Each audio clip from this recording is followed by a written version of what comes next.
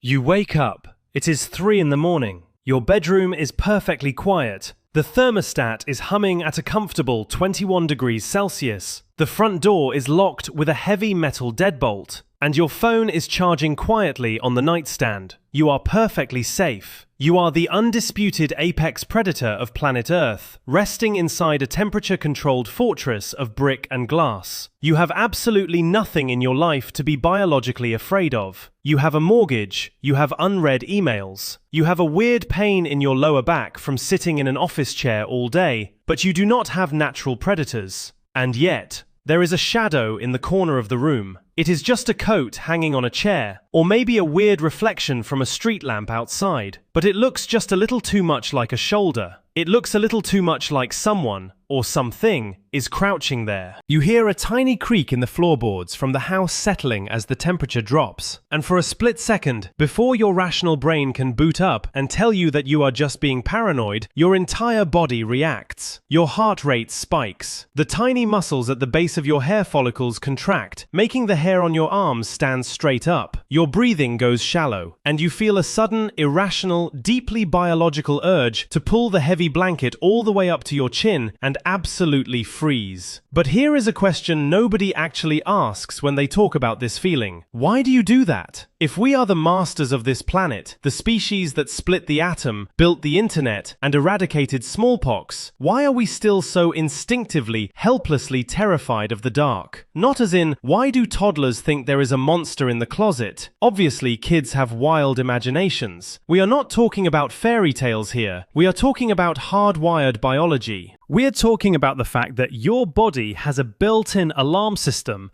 that triggers the moment the lights go out and a sound goes unaccounted for. Is that fear just a glitch in the system, a random byproduct of an overactive, highly evolved brain? Or is it a memory? What if we are wrong about our own history? What if the fear you feel in your bedroom at 3 in the morning is the exact same mechanism that allowed your ancestors to survive long enough to pass their genes down to you? What if the dark was never empty? And this is the rabbit hole we are going down today. Buckle up, because this is about to get genuinely unsettling, and it is going to completely rewrite the way you look at your own survival instincts. Let's start at the very beginning. What does it actually mean to survive the night? Let's start with the most obvious thing, which is the massive, fragile ego we carry as a species.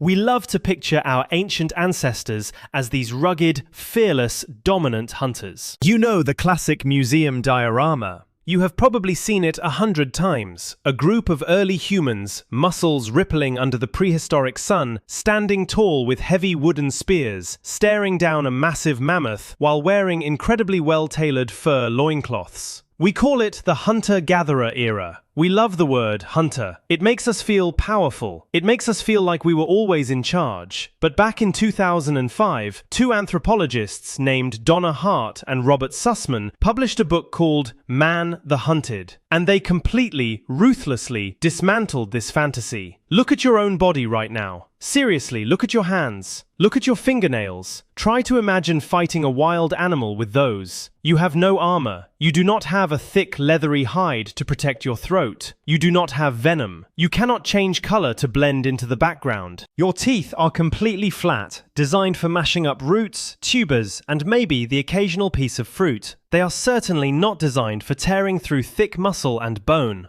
You cannot fly away when trouble comes. You cannot climb trees particularly fast anymore. And your night vision? Your night vision is honestly an absolute embarrassment to the animal kingdom. If a modern human tries to run through a dark forest at midnight, they will trip over a root and break their ankle in about 12 seconds. And to make matters worse, we are bipedal. We walk on 2 legs. Now, bipedalism is great for carrying a baby or carrying food, and it saves a lot of energy over long distances. But do you know what else it does? It takes all of your soft, vital organs, your stomach, your heart, your lungs, your liver, and exposes them perfectly, right in the front of your body, standing straight up like a neon target. We are essentially slow-moving, vertically stacked meat wrappers. Now, teleport that ridiculous, defenseless body back to the African savanna, roughly 2 million years ago. There are no spears yet. The spear is a relatively recent invention in the grand timeline of human evolution. There are no walls. There are no fortresses. There are just early humans. Small, slow, and soft, sharing the tall grass with creatures that look like they were designed by a horror movie director. We are talking about saber-toothed cats. We are talking about cave lions that were 20% larger than modern lions. We are talking about massive prehistoric hyenas that could crush a femur with a single bite, and packs of giant wild dogs. According to Hart and Sussman's research, for the vast majority of our evolutionary history, for millions of years, we were not the hunters. We were the hunted. We were the buffet. We were prey. You'll say, hold on, we had big brains. We were smart. Sure, we were smart. But a big brain does not stop a 300-pound cat from dropping out of a tree onto your neck at midnight. Intelligence takes time to process. Reflexes and claws move faster. So if you are the weakest creature on the board, and the sun starts to go down, and you know the night belongs to monsters that can see perfectly in the pitch black, what exactly do you do? So here is where the story takes a sharp turn. Here is where we start to fight back. You might say, well, we used fire. Fire keeps the animals away. Everyone knows that. And yes, fire completely changes the game. Animals have a deep, instinctual, paralyzing pyrophobia. To a leopard or a hyena, fire is not just bright, it is an alien element. It is a piece of the sun that bites. It is unnatural, it is chaotic, it moves unpredictably, and it eats everything it touches. Predators stay away from it. Back in 2012, archaeologists working in Wonderwerk Cave in South Africa found something staggering. They found microscopic traces of wood ash and burned bones deep inside the cave, far away from where lightning could naturally strike. They dated those ashes. They were roughly 1 million years old. Let that land for a second. 1 million years ago. That is long before our own species, Homo sapiens, even existed. Homo erectus, our distant ancestor, was sitting in that cave. Imagine the sheer, absolute audacity it took for the first hominid to harness fire. You see a landscape scorched by a lightning strike. Every single survival instinct in your primate brain, an instinct shared by every living creature in the forest, is screaming at you to run away. Run. Just run. But someone didn't run. Someone walked up to a burning, smoking branch, and instead of fleeing, they reached out and picked it up.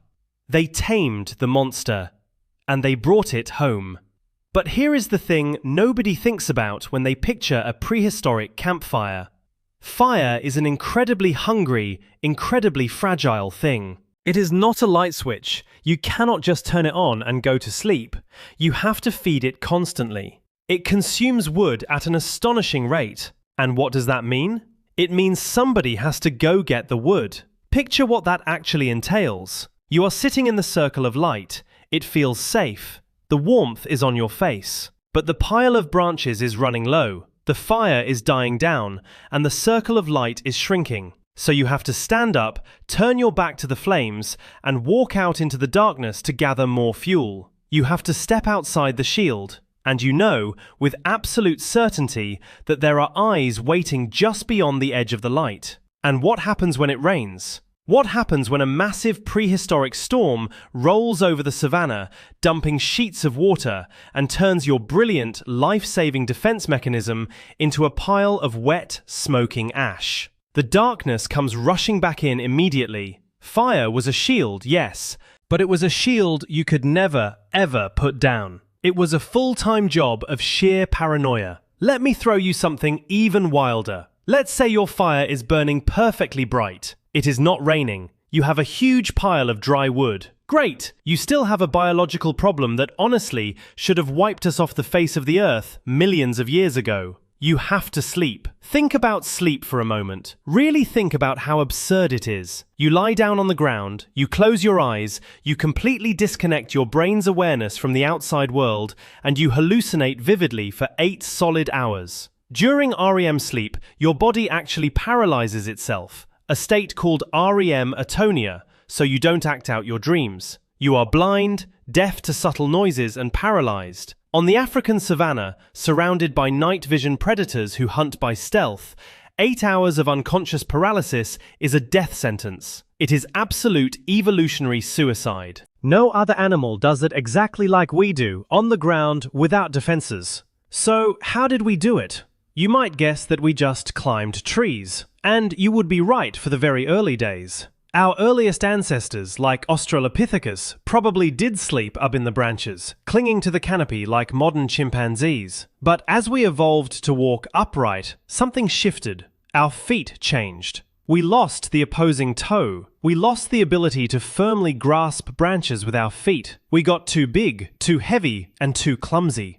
If a fully grown Homo erectus tries to sleep in a tree, there is a very high chance they will roll over, fall 20 feet, and break their neck. We were forced out of the trees. We had to sleep on the ground. And this is where a researcher named David Sampson at the University of Toronto comes in. And what he discovered is absolutely brilliant. In 2017, Sampson and his team of evolutionary anthropologists went to Tanzania to study the Hadza people. The Hadza are some of the last traditional hunter-gatherers on planet Earth.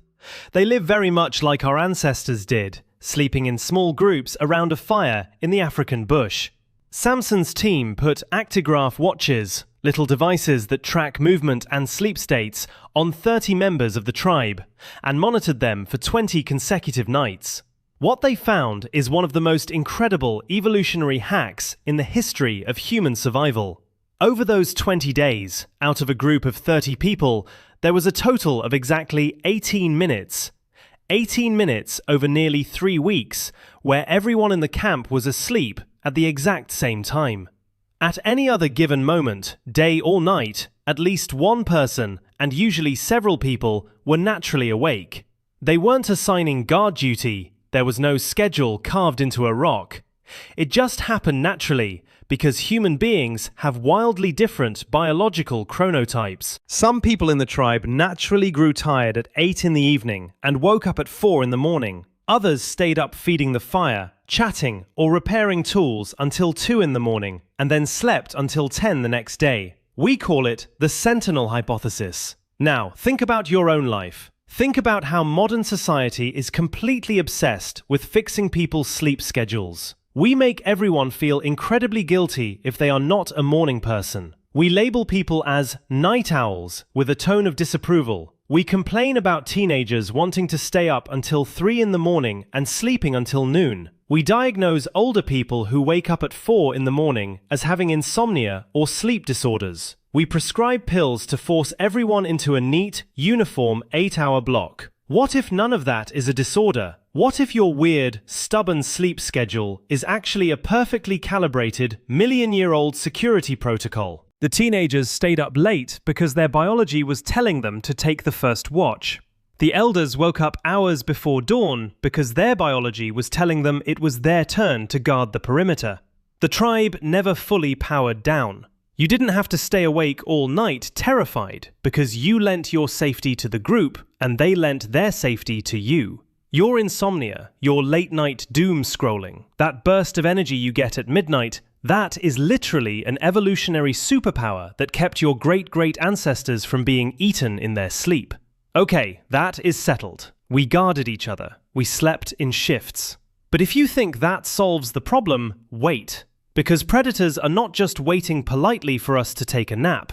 What happens when everyone is awake, but the fire is burning low and a threat is already inside the perimeter? You are sitting there. You hear the grass move. You cannot shout. If you scream leopard, 2 terrible things happen. 1. You might panic the tribe, causing people to scatter into the dark, where they will immediately be picked off. 2. You signal to the predator exactly where you are, and you broadcast that you are terrified. You need to coordinate a defense, in the dark, in a fraction of a second, without making a single sound. And this is where you have to look at another person's eyes. I am serious. Look at a friend's eyes today. Look at the mirror. Humans are the only primates on the planet with highly visible, bright white sclera, the whites of our eyes. If you look closely at a chimpanzee, a gorilla, or an orangutan, their eyes are almost entirely dark brown or black. They have a dark sclera. Why? Because in the wild, you do not want anyone to know where you are looking. Broadcasting your gaze is a disadvantage. If you are looking at a piece of fruit, another chimp might steal it. For a silverback gorilla, making direct, obvious eye contact is a challenge. It is an aggressive threat.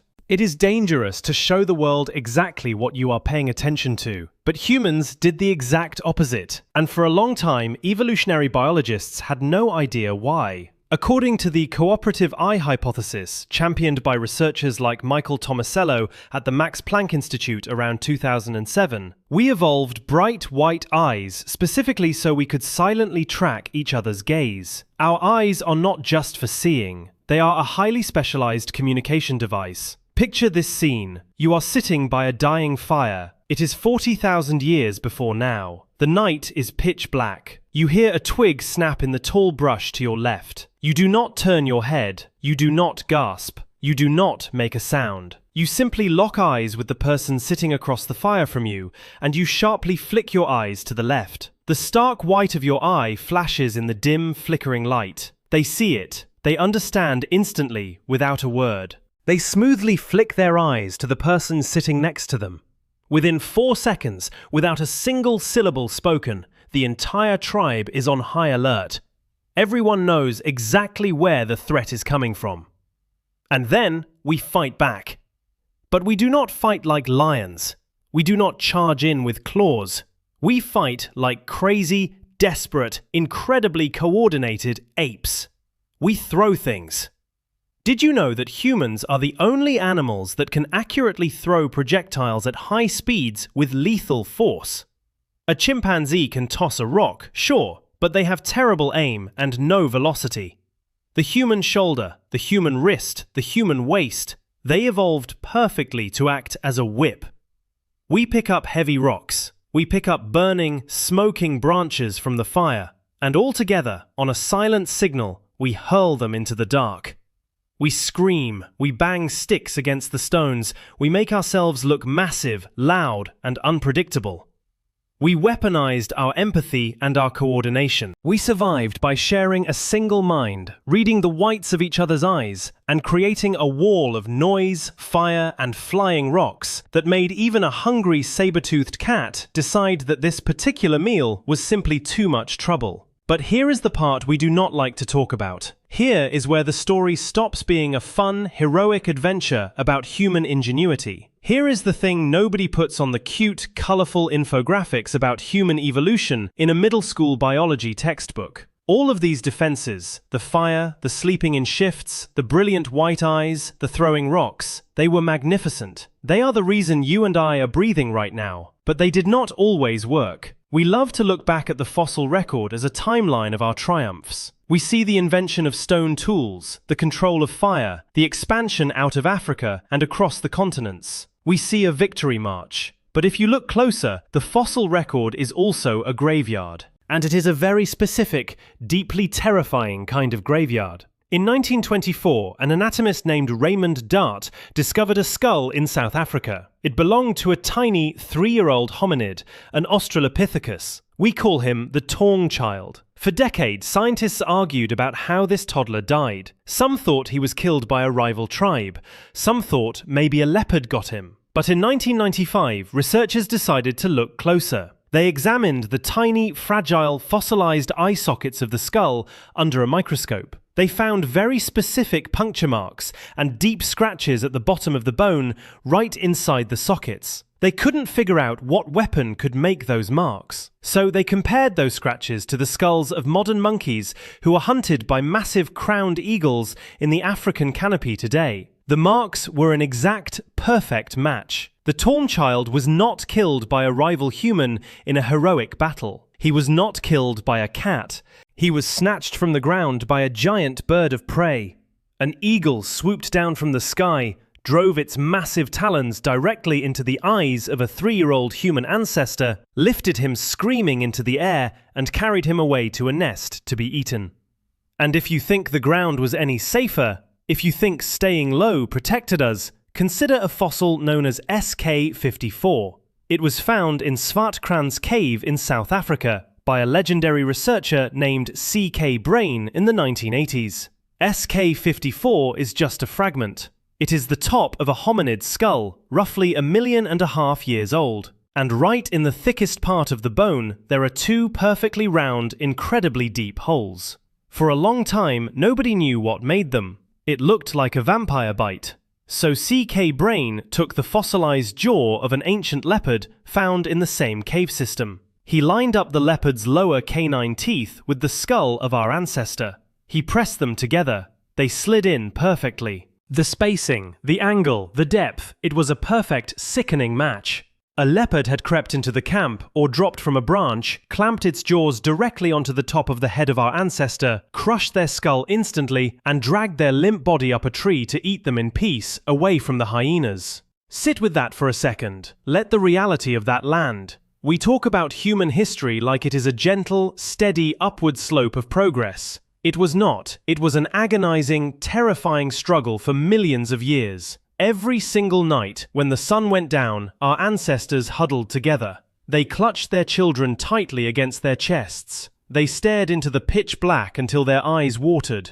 And sometimes, despite the fire, despite the sentinels staying awake, despite the bright white eyes and the flying rocks, the dark won. A shadow moved too fast. A cat the size of a modern sofa launched out of the tall grass without a sound. A sudden, chaotic scream shattered the quiet of the night. And then, the horrible, sickening sound of a tribe member being dragged out of the light and into the dark. And you know what the worst part is? The absolute worst part? You could not run after them. If you left the light of the fire, if you broke the perimeter to go save your friend or your sibling, you would die too. You had to sit there. You had to hold your spear or your rock, listening to the sounds in the grass, listening to the rustling, the tearing, the distant wet sounds, knowing someone you loved was out there, and there was absolutely nothing you could do but wait for the dawn. Millions of our ancestors died exactly this way. They disappeared into the night, terrified, in pain, and utterly, hopelessly helpless. This is the heavy, brutal tax we paid for our intelligence. The animals that hunted us just ate, slept, and followed instinct. But we had big brains. We had enough brain power to fully understand what was waiting for us out there.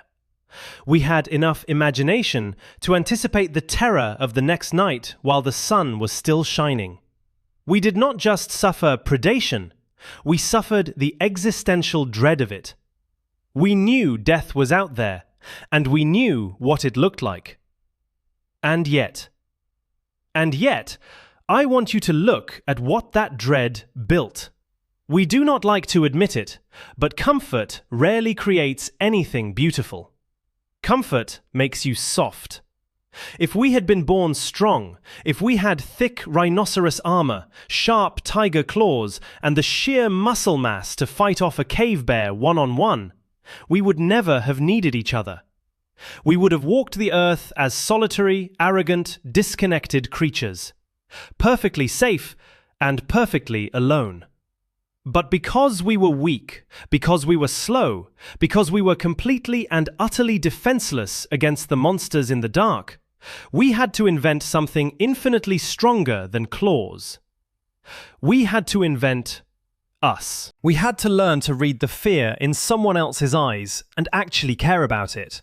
We had to learn to stay awake, fighting off our own crushing exhaustion, rubbing our eyes at 2 a.m, just to make sure the person sleeping next to us took their next breath safely. The campfire wasn't just a physical barrier against wolves and cats. It became a magnetic center for the human soul. Think about it. When you are absolutely terrified of the dark, you sit as close to the fire as physically possible. You press your shoulders against the people next to you. And when a group of highly intelligent, deeply frightened apes sits shoulder to shoulder around a glowing fire for thousands and thousands of nights in a row, something miraculous happens. They start to communicate. They start to share the load. The sheer terror of the dark forced us to huddle close, and in that tight, desperate huddle, language was born. Empathy was born. The concept of a community. The radical idea that my survival is intricately, permanently tied to your survival, and that if you die, a part of me dies too, was forged right there on the trembling edge of the firelight. The monsters in the dark did not destroy us.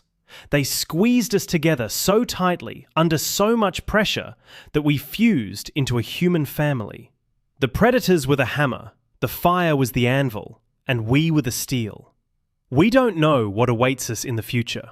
We don't know if we will ever fully outgrow the ancient anxieties wired into our brains. Maybe we will carry the fear of the dark all the way to the colonies on Mars. But the very fact that we sit here today, in safe rooms, asking these questions, is the most astonishing thing in the known universe. We survived. The soft, slow, terrified apes survived. And we did it by holding the line together. So picture that scene from the very beginning one more time. You wake up. It is 3 a.m. The room is quiet and dark. You hear a sound in the hallway or a creak in the floorboards. Your heart skips a beat. You pull the blanket up, your eyes wide open, scanning the shadows. It is the exact same room. But now you know what is actually happening inside your head. You are not being a coward. You are not broken. You are not just being paranoid. In that moment, you are feeling the echo of 1,000,000 years of survival. Your body is doing exactly what it was designed to do, programmed by the brave people who kept their eyes open in the freezing dark so that you could eventually be born. The fear of the dark is not a weakness. It is the greatest inheritance you possess. It is the very reason you are alive to feel it. Next time you are awake at 3 a.m, do not fight it. Do not feel guilty. Just nod to the dark and silently thank the sentinels who got you here. If you have a dog lying at the foot of your bed right now, or if you ever just sit in the quiet of your own home at night and listen to the house settle, drop a comment and tell me, do you think we will ever truly lose that ancient instinct, or is it permanently coded into our bones? I really want to know what you think, and I read these. And if you want to keep looking at the ordinary things in your daily life and seeing the immense, beautiful abyss hiding right behind them, subscribe to the channel. Join the tribe. We keep the fire burning here. See you in the next one.